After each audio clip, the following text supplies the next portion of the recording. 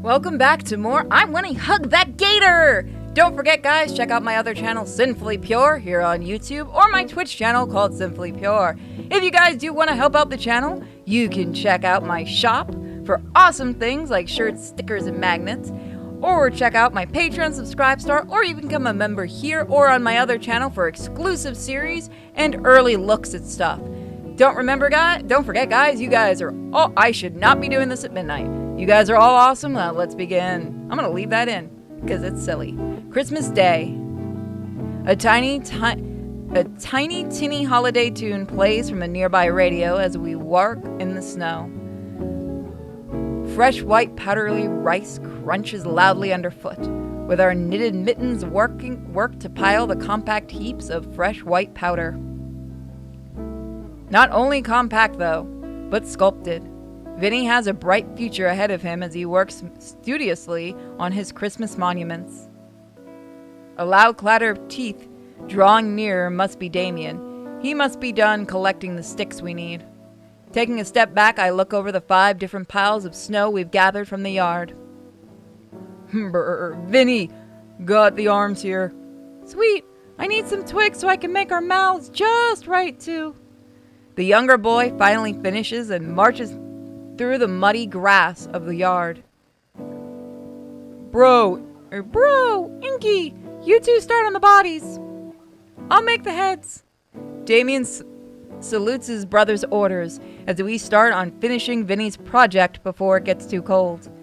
While I'm fine with my new mittens and scarf, the brothers are nearly freezing themselves for Vinny's art.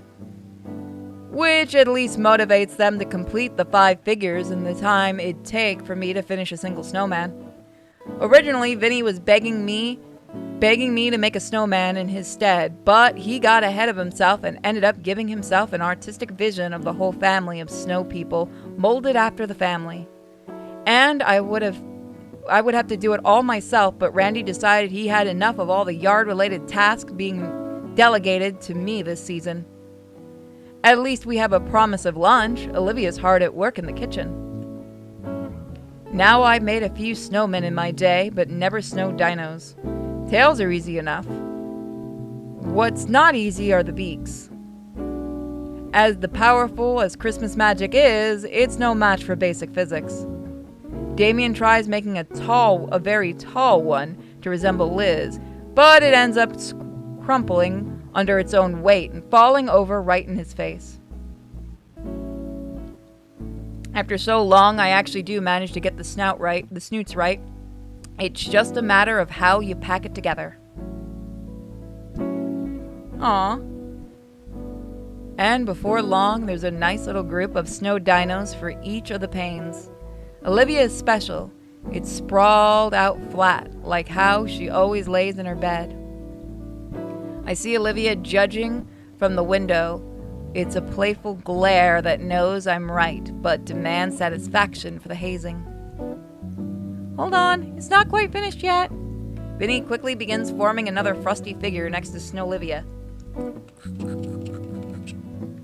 Soon enough, it begins to take a humanoid shape, though lacking any significant detail. Inky, can I borrow your shades? Oh, sure thing. Handing him my shades, the little dino presses the hinge straight into its head. There, now it's everyone. Aw.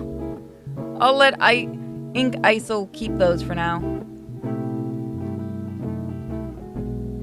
I think it's about time to head back inside. I fear Damien's frills might break off if we stay here any longer. I wave the brothers toward the door, and they run ahead in search of warmth.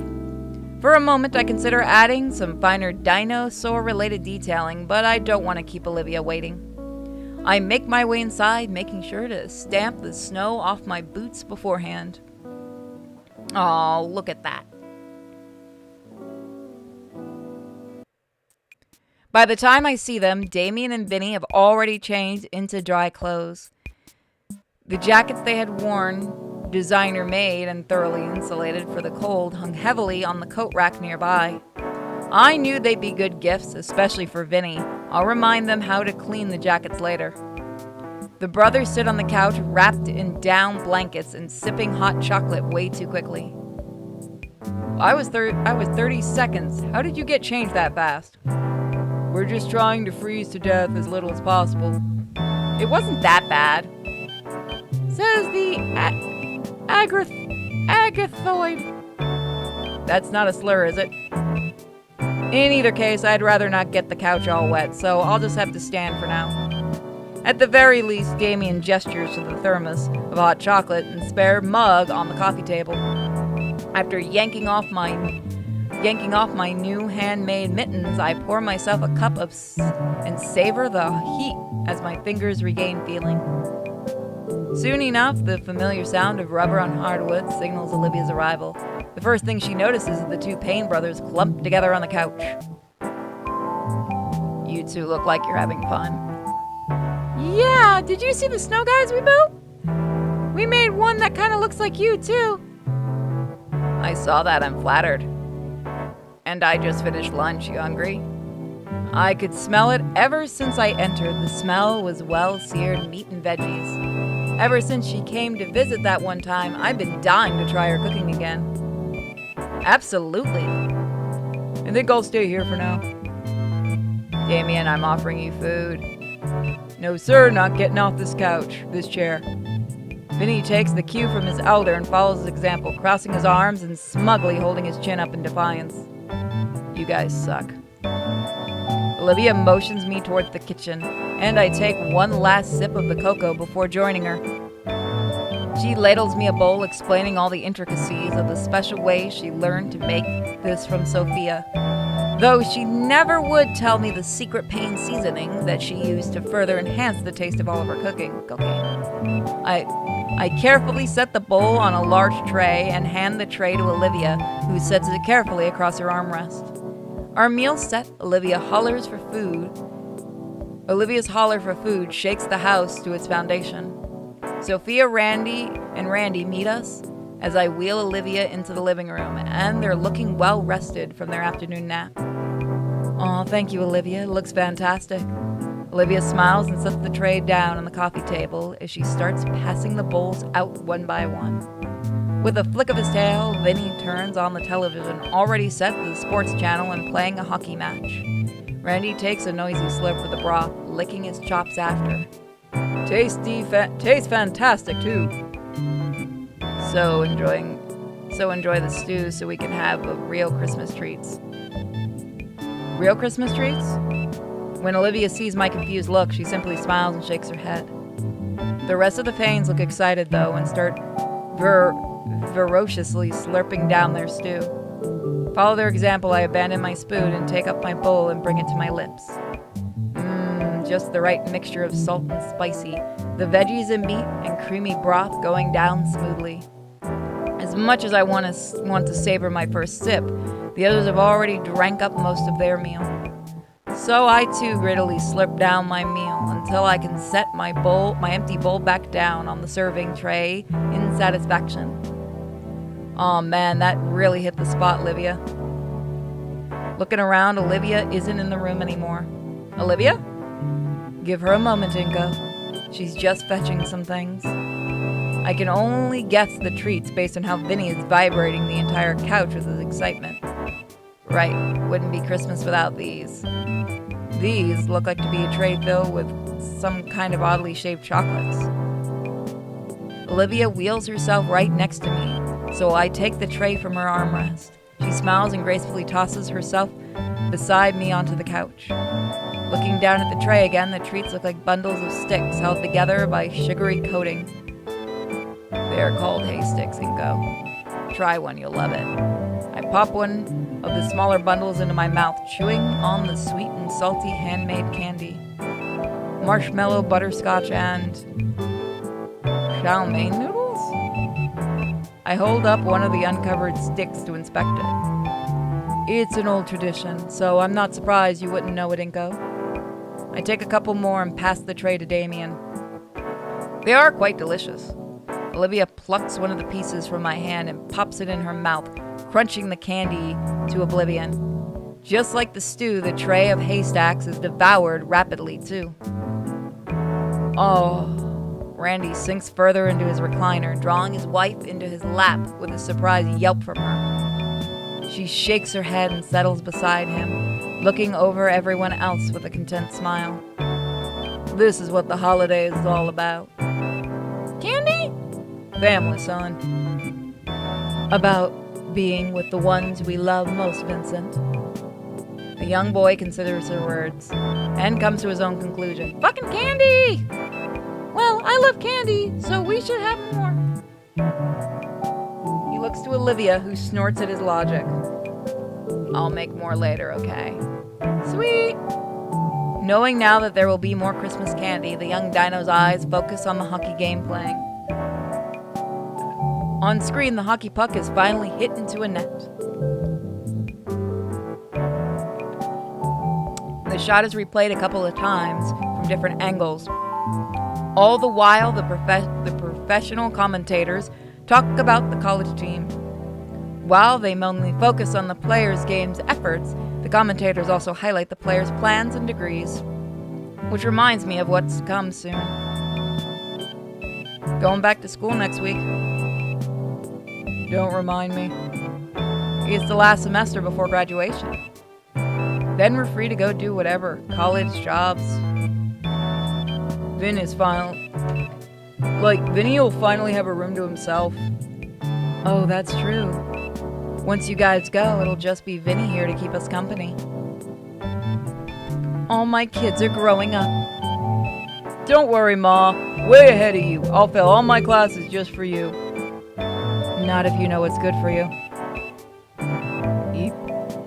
Be strange seeing this place quiet for once. It's been pretty lively this year. I'll have to enjoy it while it lasts. It's a whole 6 months before we even graduate, guys. Yeah, plus I don't have any real plans yet. School is probably going to be a bother for us the whole lot about applying to colleges starting now. Wait, you have no plans at all? Olivia shrugs. I know what I want to do, obviously. But compared to Liz, she's the next decade of her life planned out, maybe.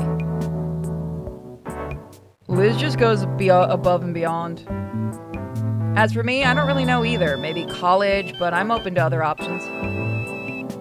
Guess it's a good thing we got half a year still then. Yeah. Damien stands up with a sly grin, marching back to the tiny Christmas tree in the corner. All the gifts have been unwrapped, but some of the presents are still beneath it, waiting the Paynes to make a room for their house before them. He scoops up something and comes back to the couch. I see, it's the new retro console. Still can't wrap my head around the concept. Wouldn't you want a console from the latest generation? Yo, leave the future to the future. We still gotta try all the presents. First game dibs! I can't stop my smile spreading, even though I know Damien's only trying to change the subject. Someone nips my shoulder. Hey, sup? We're forgetting someone. Want to give Guts his Christmas breakfast? Olivia pushes herself to the edge of the couch seat, but before she can set her down on her knees on the floor, she pauses and turns her eyes my way. Inko, could you help me? Yeah, do you want your chair? She shakes her head no and then holds her arm out. I can feel my face heat up as I comprehend what she really wants. Don't you normally walk on your knees around the house? Just do it. The rest of the family looks amused as I slide one arm beneath her leg and the other behind her back. Olivia further secures herself by wrapping her arms over my shoulder. Lifting her up, I slowly becomes muscle memory, though my gait to her room still feels awkward and wobbly. Olivia doesn't mind it, though, as she smiles contentedly and the entire time and even after I nearly drop her onto her bed. Oh. Once her tiny minion is properly fed his righteous Christmas feast, Olivia and I sit together on her bed and just hold each other. The hollering of the rest of her family is thankfully muted by her walls, and we finally have the quiet time I know she was looking for. My hands caress her back, drawing out her sweet bellowing purrs as she leans more and more against me. And with my face in her hair, I recall I still have something in my pocket for her. She pouts and nips my arm as I draw away from her. Let go of me, I got something for you. She grunts and releases her hostage. I pull out a small box from my pocket, still neatly wrapped in shiny violet paper and topped with an emerald bow. She sits up and accepts the present, tilting her eyebrow. Why the wait? You couldn't give me this when we were opening all the presents. This one's special. Go on, open it. Olivia carefully tears the wrapping off the box and lifts the cover. Inside is a neatly folded sheet of cloth. When Olivia pinches at it and brings it out, it unfolds into its true shape. It's a stylized tail brace, meant for support and warmth. It only required commissioning Liz for the pattern, and Sophia just needed the material to put it together. I motion for her tail, which she delicately sets in my hand. I noticed after our dance it really took a toll on you.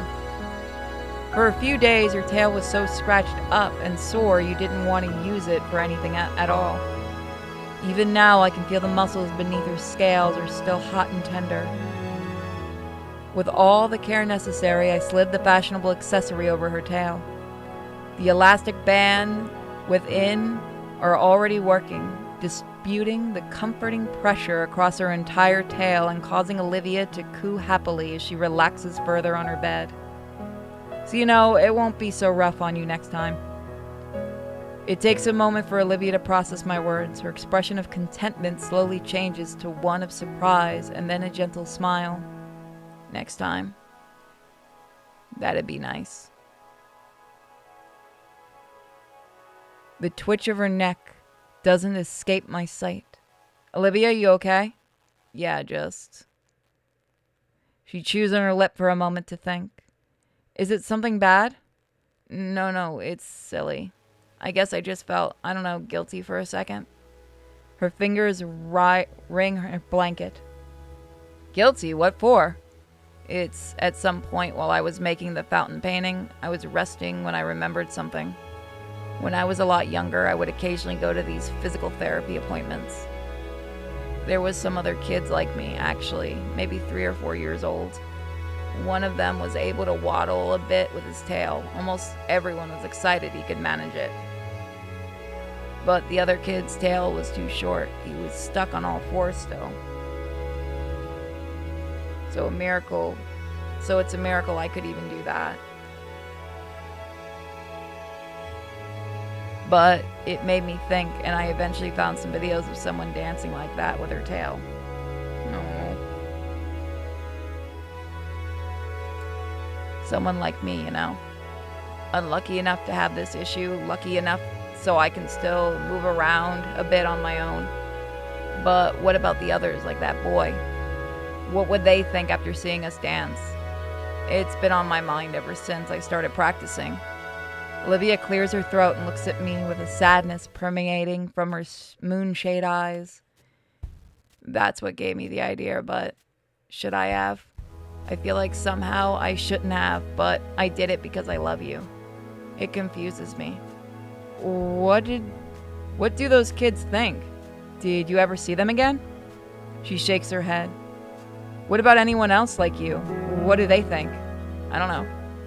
Wouldn't any of them be happy to have what you have? So many of them can't ever do something like that. I guess, but still.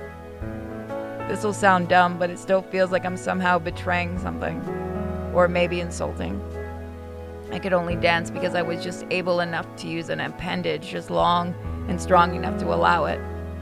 I guess I feel like I'm mocking them. I'm the luckiest unlucky person. I get occasional glimpses at normalcy. I may as well not ever be called disabled. I'm such an outlier. Oh, fuck off. I thought you didn't ever want that. I know. Her face falls and her entire maw trembles. I don't have any answers for her. How would I? She's not some strange exception case because of a bunch of crazy variables. It's That's not why I love her. She's Olivia, and I love her because she's Olivia. My hands set her tail down on her lap so that they can cup one of her cheeks and tilt her head upwards. Looking into those beautiful silvery irises, I whisper words, carry my honest feelings for her to clearly hear. Hey, I got you this because I love you, no other reason. If you don't want to use it in any particular way, nobody's making you, alright? The concern in her eyes still exists, but as her lips rise and her eyelids soften, I can see that sorrow subsumed by comforting love. Okay. She leans into my palm and sighs softly. That's good enough reason for now. Olivia starts running her hand across her tail's garment. It's pretty. Thanks. It's tailor-made just for you. I like it a lot. Thanks for the gift and caring and being there for me. And Olivia's comment devolves into mumbling affectionate words about me as she pushes herself into my chest, wrapping her arms tightly around my body and her tail around my legs. I love you, Inko. I love you too, Olivia. I draw her even closer with my own arms, burying my face into her hair as I cradle the girl against me. Eventually, we'll show off Olivia's newest gift. But for now, she wants to be held and I want to hold her. Come January, the new semester starts. And that's where we're going to leave it. So maybe that'll be the final one, but we'll see. I've been doing like episode after episode, so I need a break. Hope you guys have a fantastic night or day. Let me know who your favorite character is, and if there's a visual novel you want to see me play, let me know. Hell, if you like more normal visual novels, check out Simply Pure, my other channel. It'd be really cool if you do. So again, if there's a game you want to see me play, just let me know. Bye, guys.